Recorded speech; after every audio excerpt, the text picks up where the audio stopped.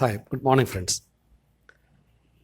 Have you ever thought how lucky we human beings are to live in this wonderful planet Earth, enjoying all its natural resources for our different uses? As you know, this wonderful planet is a home to many beautiful creatures, including birds, beautiful insects, aquatic creatures, and of course, wild animals. From time immemorial, human beings have been taming these wild animals for his different uses to help him in his different works. Thinking about wild animals and how to identify them often makes me remember a poem that is included in your syllabus, in your textbook, titled How to Tell Wild Animals.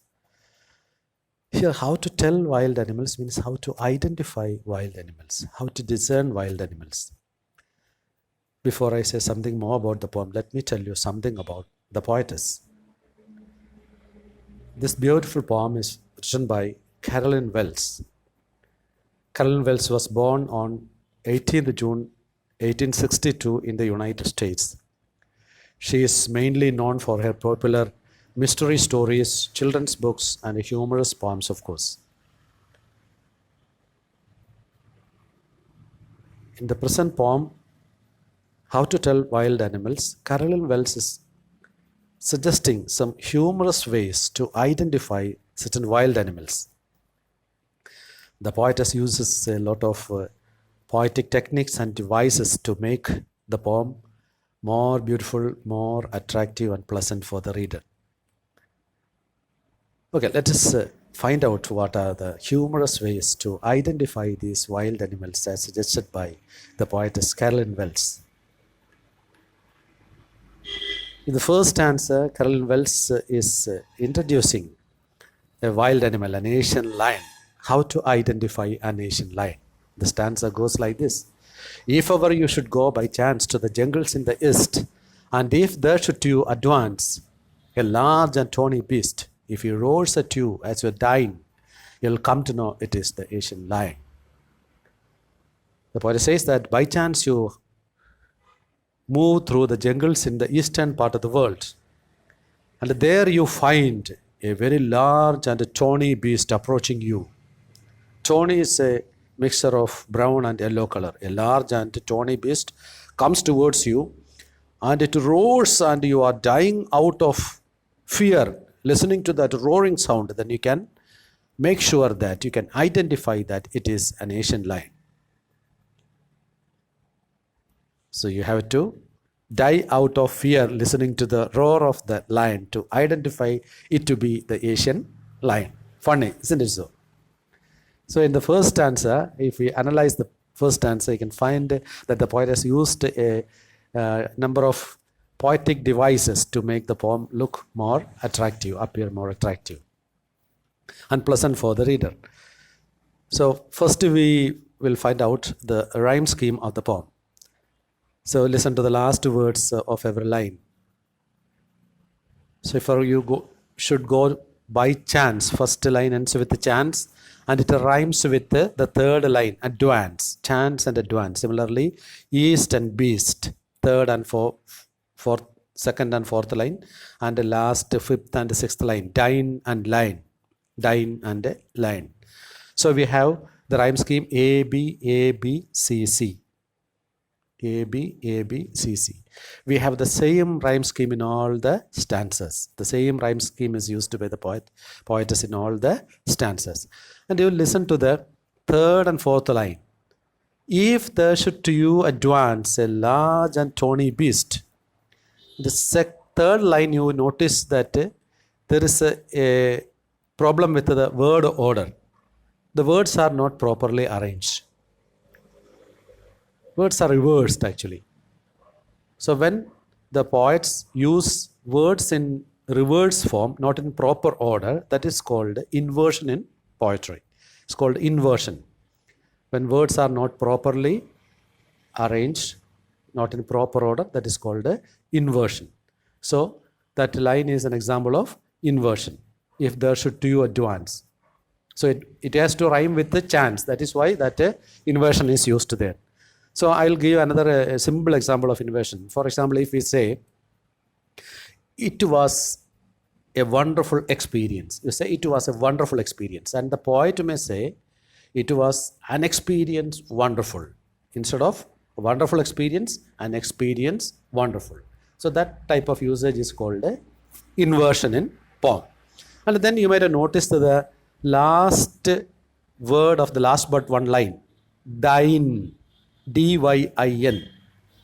You are dying out of fear. Dying should be dying, but instead of dying, the poetess has used dine, because it has to rhyme with the lion, dine and lion. So that type of using words with a different spelling is an example of poetic license. This is what is called a poetic license. Poets have a lot of license, like changing the spelling, changing the word order, using a line without any grammar. So these type of usages are called a poetic license, right? So here an example of poetic license is dine. Spelling is not at all correct. Instead of D-Y-I-N-G, the poetess has used a different spelling, D-Y-I-N, because it has to rhyme similar with the lion. Then moving on to the next stanza, the poet is introducing you to the Bengal tiger, how to identify a Bengal tiger. So the stanza is like this: or if sometime when roaming round a noble wild beast greets you with black stripes on a yellow ground, just notice if he eats you. This simple rule may help you learn the Bengal tiger to discern. You are roaming around, you are wandering around, you did not stop your journey, you move around, and there you find a noble beast. A noble beast. You see how it looks? Very majestic, isn't it, sir? Noble beast. Noble at the same time wild, contrasting noble and wild. So this beast greets you. You come across such a beast. Then what is particular about that beast? With black stripes on yellow ground. It has black lines, black stripes on the yellow coat, yellow ground, yellow coat. The only thing that you have to notice is whether he comes and eats you. Then that simple rule will help you learn that this is the Bengal tiger. Funny, isn't it so? You have to become a prey to, food to the tiger to identify it to be a Bengal tiger. So the only simple method is you simply see whether the animal comes and eats you up. Then we can identify it to be the Bengal tiger. So this is the humorous way of identifying a Bengal tiger. Then in the second stanza also you have a lot of poetic devices used. In the first line you find the word roaming round. Two words are used there. Roaming round is what is called alliteration. Alliteration is exactly the use of similar consonant sounds in the beginning of nearby words. Use of similar consonant sound at the beginning of nearby words. So roaming round, r sound is repeated in the beginning of other words. So this is what is called alliteration. The poets use this type of techniques to increase the musical effect, the rhythm of the poem.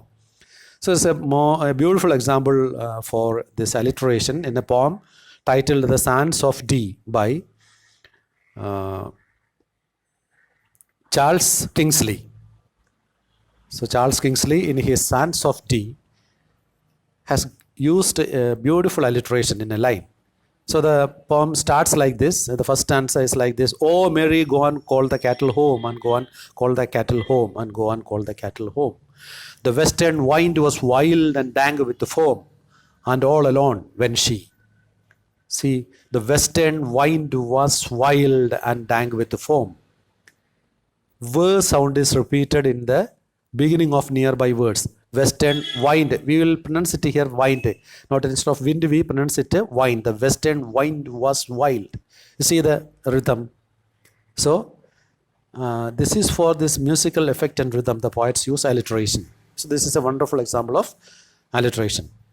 So alliteration is the use of same consonant sounds in the beginning of nearby words. And now moving on to the third stanza, the poetess is telling humorously the way to identify a leopard. If strolling forth a beast you view, whose hide with spots is peppered, as soon as he has leapt on you, you will know it is the leopard. It will do no good to roar with pain, he'll only leap and leap again. So you are strolling forth. Strolling is a leisurely walk, a lazy walk. You are strolling forth. You are walking very leisurely, and you are in sight of another creature. What is special about this creature? His hide, his skin, has a lot of pepper-like black spots, whose hide with spots is peppered. Pepper-like black spots are there all over his hide, all over his skin. As soon as he has leapt on you, as soon as he has jumped on you, you can identify it to be the leopard. It will not help you to roar with the pain.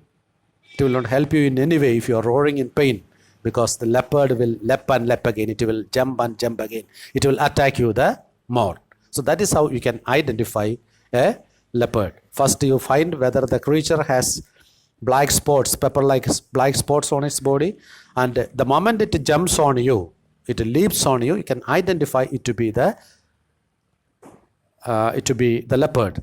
And it will not help you in any way to roar with the pain, because the leopard will leap and leap again. It will attack you the more. In this stanza also, the poetess is using a lot of techniques, devices. So there are instances of alliteration, instance of inversion, and instance of poetic use of poetic license. So the second line, you can find whose hide. Her sound is repeated, even though the word starts with a W, the pronunciation is her. Whose hide. Similarly, in the third line, he has. These are examples of alliteration. And similarly, whose hide with the spots is peppered is an example of inversion. It should have been whose hide is peppered with the spots. Whose hide with the spots is peppered. So that is an example of, again, an example of inversion. So it has to rhyme with the leopard, peppered and leopard, right? So that's why that inversion is used. Similarly, you'll find a lot of poetic license in the form of leapt. Instead of L-E-A-P-T, leaped, the poet has used leapt because it should rhyme with the leopard, leapt and leopard. Similarly, twill do no good. So that starts with twill do no good. It starts with T. So there the poet has used the poetic license. Similarly, leap and leap again. Instead of leap and leap again, it will leap and leap again. So instead of that, the poet has used leap and leap again. So because it has to rhyme, it has to sound similar with the leopard. Leopard, leap and leap again. So that increases the quality of the music. That's why I told you she uses a lot of techniques to make the poem more enjoyable, more attractive. So these words are words with different spellings and different pronunciation. Actually exactly used for the musical quality, and these are instances of poetic license used by the poet. Then you are moving, strolling forth, even, and you are in sight of another creature. Poetess is telling you how to identify a bear. So if when you are walking around your yard, you meet a creature there who hugs you very, very hard, be sure it is the bear. If you have any more doubt, I guess he will give you just one more caress. You are walking around your yard, and there you meet another creature. It comes and hugs you very, very hard. The moment it sees you, it comes and hugs you very, very hard. Then you can identify it to be the bear. So you may have heard of the expression bear hug. Bear hug means a very close and tight hug, right? So if you meet a creature in your yard, and if it comes and hugs you very, very hard, you can identify it to be the bear. And if you have some doubts still in your mind, whether about the strength of the animal or whether it is a bear or not, then your doubts will be cleared, because it will give you a caress, a loving touch, a loving pat with the sharp claws that can rip you open, right? So then you can identify, your doubts will be cleared, and you will come to know that it is a bear. Very funny. The funny way of identifying a bear. So it comes and hugs you very hard, and if you are still doubtful about the strength and whether it is bear or not, then it will give you one more caress, and then you will come to know, you will understand, you can understand that, you can discern that it is the bear. So caress is a pat, a loving touch, right? And a bear's scales is very strong with its sharp claws. Can be very dangerous. So with that you can come to know it is a bear. Okay, then similarly, so this stanza also, like the other stanzas, you have a lot of poetic devices. Here you find examples of alliteration, examples of repetition. So here the poet on the third line has used very, very hard. That is an example of the poetic device called repetition. Very, very hard. And you have examples of alliteration in words like your yard, walking around your yard, then who hugs. So these are examples of, again, alliteration. Then, so the next stanza, the poet is suggesting ways to identify or distinguish a crocodile from a hyena, especially to a novice. Novice, a beginner. Novice is a beginner who has no idea about the crocodile or hyena. These are beasts of prey, animals that feeds on other kills and eats other animals, animals that kill and eat other animals. They are called the beasts of prey. And for a novice, a beginner who hasn't got any idea about these creatures, the poetess is giving some certain ways to identify a crocodile from a hyena. Okay. So she says, though to distinguish beasts of prey, a novice might nonplus, the crocodile you always may tell from a hyena thus. Hyenas come with merry smiles, but if they weep, they are crocodiles. So, though to distinguish beasts of prey, to differentiate beasts of prey, a novice, a beginner may get confused. A novice is a beginner, might nonplus, might confuse. Actually, there is a grammatical error in that line. A novice might get nonplussed. So that should be the correct usage. Grammatically correct usage. A novice might get nonplussed. Instead of a novice might nonplus. Novice is not confusing anybody, but instead he gets confused himself, right? So a novice might get confused to identify, to distinguish a crocodile from a hyena. So he doesn't have any idea about how a crocodile looks and how a hyena looks. And if he has that doubts, then the poet says that there is an easy way to identify, to distinguish these animals. So he can identify, novice can identify a hyena from a crocodile in this way. If the animal comes with merry smiles, it is hyena, and if it weeps, it is crocodile. So hyena's call, it's the sound it creates, actually sounds similar to that of a human being laughing, and often it comes showing its teeth, and that is why the poet says that a hyena comes with smiles. If the animal that comes towards you comes with a smile, then you can identify it to be hyena, and if the animal sheds tears, you can identify it to be the crocodile. So always we speak about crocodile tears. This is saying crocodile tears. It is said that a crocodile sheds tears while it is swallowing its prey. So crocodile tears, false tears. So if the animal is shedding tears, you can identify, the novice can identify it to be the crocodile. So that is how you can identify or distinguish a crocodile from a hyena. So as suggested by the poetess. So here, as I told you, the poet has used a poetic license in that line, a novice might nonplus, because it has to rhyme with some other word, right? Nonplus has to rhyme with some other word in the coming lines. So the correct usage, grammatically correct expression is a novice might get nonplussed. So this is also an instance of poetic license. Then the last stanza, there the poet is introducing a chameleon. So the true chameleon is small, a lizard sort of thing. He hasn't any ears at all and not a single wing. If there is something on the tree, it is chameleon you see. So the poetess is telling that a chameleon, you can identify the chameleon like this. It is a very small creature appearing like a lizard. It's a lizard sort of thing. It hasn't any ears at all. It hasn't any wings. And you are looking at a tree and you are not seeing any creature initially. You think that it is empty of any living creatures. And if you look very carefully and find some other creature, a creature there, then you can identify it to be the chameleon. So with the first look, you feel that the tree is empty of any creature. Empty of all creatures means no creature is there. But if you are looking very intently and you are finding out a creature there, then it can be the chameleon, because it has the technique of changing its color, right? So that's why the poet says that with the first look, you may not be able to find any creature on the tree, but if you are giving a careful look and if you are able to find a creature there, then that can be the chameleon.